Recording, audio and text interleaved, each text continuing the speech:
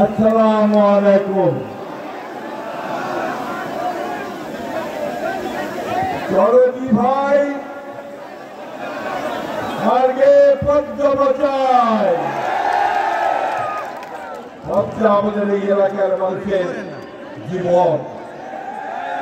এই পদ্মার উপরে ভর করে আমাদের জীবিকা চলে, আমাদের নদীগুলো জীবন্ত হয়, আমাদের লক্ষ কোটি মানুষ তারা কাজ কাম করে খেতে পারে, তাই না? এই পদ্মাকে বাঁচানোর জন্য আমাকে আন্দোলন করতে পারি না। ধন্যবাদ জানাতে চাই হারুন ভাইকে, আপনাদের প্রিয় হারুন ভাই, তিনি এই এলাকার সমস্ত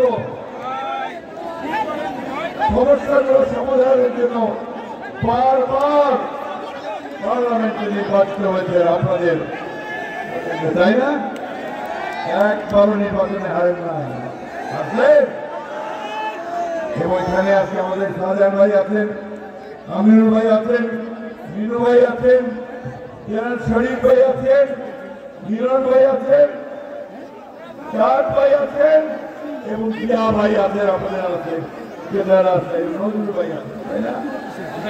এই সব ভাইদের নিয়ে আজকে আমরা এই রাজশাহী বিভাগে এই এলাকার মানুষের জন্য শুরু হয়। আমির ভাই আছেন, আমাদের পাবনা থেকে আসছেন, আমাদের শুধু রাজশাহী নয়, পাবনা নয়, আজকে সমগ্র বাংলাদেশের দক্ষিণাঞ্চল ও উত্তরাঞ্চলকে বাঁচাতে এই আন্দোলনটি আমাদের জন্য অত্যন্ত গুরুত্বপূর্ণ। তাই আগে নিজেরা বাঁচলে না অন্য কথা, তাই না?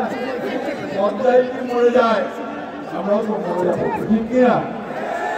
অথচ দেখেন যে ব্রিটিশ বইয়ের থেকে এই পদ্মা নদীকে বাদ দেওয়ার চেষ্টা করা হয়েছে, তখন পরে নাই। পাকিস্তান আমলে তারা এই ফারাককে আবার চুপি চুপি নির্মাণ করে ফেলে, চুপি চুপি বানায়, তারপর বাংলাদেশ হওয়ার পরে তখন সেটাকে চালু করে।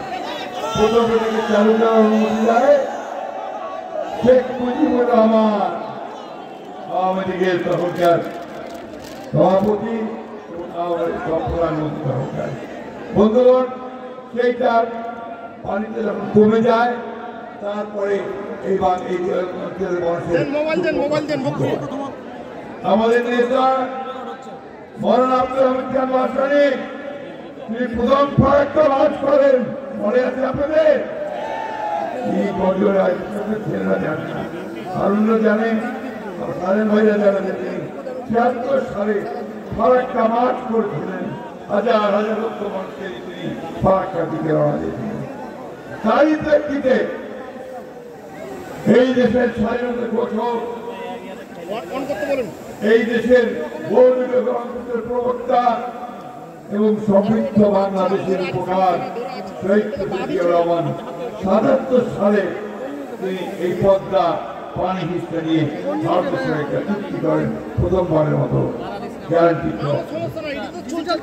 দুঃখের কথা যে তারপরে আর কেউ চেষ্টা করে নাই, একমাত্র দেশের বেগম খালেদা জিয়া জাতিসংঘে পদ্মার এই পানির ন্যায্য হিস্যার কথা বলেছিলেন।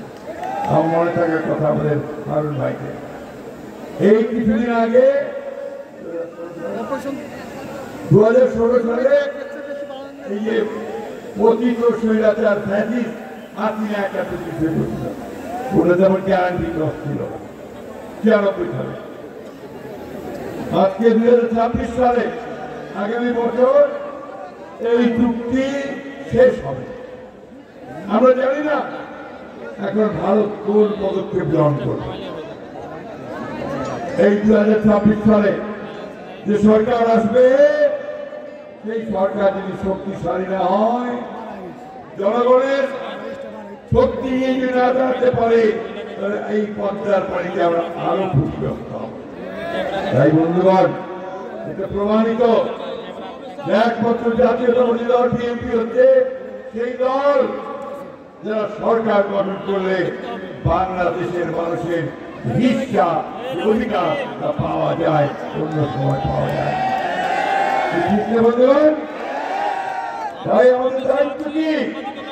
আমাদের দায়িত্ব হচ্ছে আজকে আন্দোলনকে চাঙ্গা করে রাখা, সারা বিশ্বে এই বার্তা পৌঁছে দেওয়া যে বাংলাদেশের মানুষ এই পদ্মা নদী, গঙ্গা যেটা ভারত থেকে আন্তর্জাতিক নদী, এটা আন্তর্জাতিক আইন হিসেবে সফল হিসা, সঠিক হিসা আমাদের পাওয়া আমাদের অধিকার, দয়া নয়।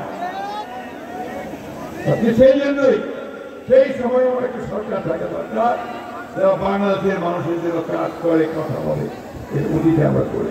সেই জিয়া করেছেন, দেশনেত্রী বেগম খালেদা করেছেন, এখন তারেক রহমান ঠিক সঠিক সময়ে এই হারুন ভাইকে নেতৃত্ব দিয়ে এই আন্দোলন শুরু করেছেন পদ্মা বাঁচাও। আমরা যখন তিস্তা বাঁচাও আন্দোলন শুরু করি তখন আমরা বলেছিলাম শুনতে পাহে জানো সবাই এইসব আমরা তিস্তা বাঁচাও। আর কিন্তু একইভাবে হারুন ভাই, চৌধুরী ভাই, আজকে পদ্মা বাঁচাও। ঠিক আছে, ঠিক আছে, আছেন সবাই, হারুন ভাই পিছিয়ে আছে। চাঁপাইনবাবগঞ্জ, রাজশাহী, নওগাঁ, নাটোর, পাবনা সব মানুষেরা তার পিছনে আছেন। আজকে একটা কথা আপনাদের বলেছেন, গঙ্গা ব্যারেজের কথা, তাই না? এটা যে গঙ্গা নদীতে পদ্মা নদীতে ইন্ডিয়া ওই পরে এটাকে বলে আপনার গঙ্গা, ইংরেজি বলে গ্যাঞ্জেস। এটা দীর্ঘকাল ধরে হিমালয় থেকে হাজার হাজার বছর ধরে অববাহিকায় নেমে এসেছে, ৬,০০০ কিলোমিটার এই নদীতে বাঁধ দিয়ে ফারাক কাছে পানি আমাদের বন্ধ করে দিয়েছে। এবার আমরা বিকল্প কি করতে পারি? আমরা গঙ্গা ব্যারেজ তৈরি করে সেখানে আমরা এই পদ্মার পানিকে আটকে রেখে শুষ্ক বছর ওই পানি আমরা আমাদের নদীগুলোতে ছেড়ে দিতে পারি, আর বন্যার সময় সেটাকে আমরা পানিকে আটকে রাখতে পারি। এই প্রকল্প যদি আমরা করতে পারি তাহলে ইনশাআল্লাহ বাংলাদেশের দক্ষিণাঞ্চলের উত্তরাঞ্চলে জেলাগুলো দুঃখ অনেকটা করে যাবে। এই কথাটা তারেক রহমান সাহেব সঠিক উপলব্ধি করেছেন। এই জন্যই আজকে হারুন ভাইকে দায়িত্ব দিয়ে আমি ধন্যবাদ জানাই। আজকে হারুন সাহেব এই আন্দোলন শুরু করলেন, ইনশাআল্লাহ এই আন্দোলন চলবে যতক্ষণ আমরা পদ্মার ন্যায্য হিসা পাবো, পানির ন্যায্য হিসা পাবো এবং গঙ্গা বাঁধ নির্মাণ করতে পারবো। বন্ধুগণ, আজকে একটি কঠিন সময় পাই। আমি আজকে প্রথমে ধন্যবাদ জানাতে চাই